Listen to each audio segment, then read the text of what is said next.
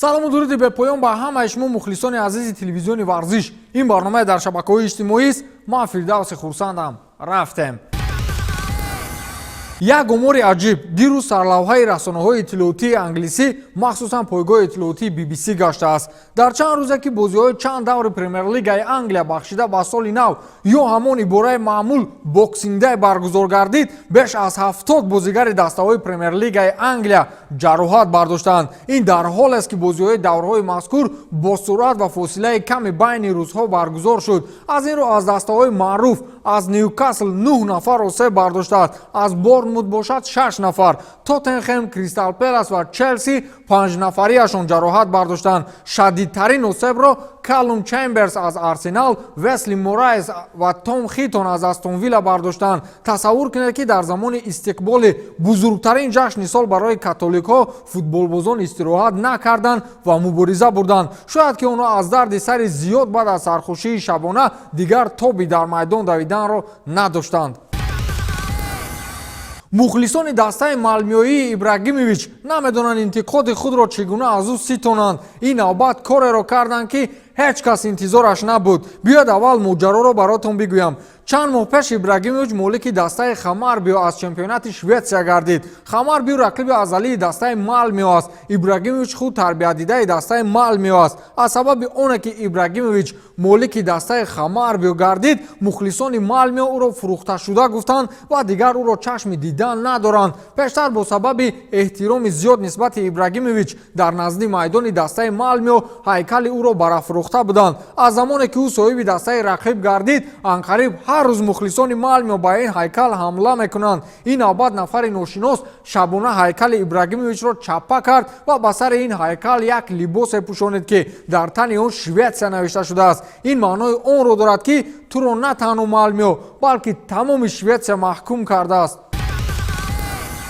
рекорди Неймарро шикастанд. Хуан Пабло бозингари дастаи Асвалдо дар чемпионати Бразилия дар 15-солаву 3 моҳаву 24 рӯзагиаш ба майдон баромад ва бо ин тартиб рекорди собиқ футболбози дастаи Сантос Неймарро шикаст ки Неймар дар 15-солагиву 11 моҳагиаш ба майдон баромада буд.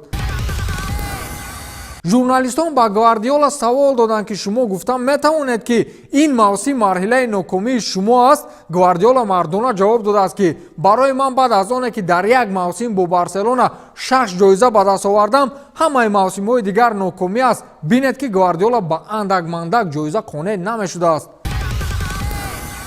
футболбози Реал Мадрид Винисиус Ҷуниор аз дастури сармураббӣ Зинедин Зидан барои иҷрои якчанд машқҳо саркашӣ намуд. дар ин бора Марка навиштааст. баъд аз вохӯрии даври 19-ум бар муқобили Хетафе ситоди мураббиён ба хулосае омадаанд ки бояд футболбозонашон якчанд ҳаракатҳои ҷисмониро анҷом бидиҳанд ки дар миёни онҳо ҳамчунин Винисиус низ ҷалб шуда буд. вале бозигари бразилӣ баъд аз чанд лаҳзаи тамрин ба мураббӣ гуфтааст ки хаста аст ва аз идомаи тамрин саркашӣ намуда ба отоқи либоси васкунӣ рафтааст.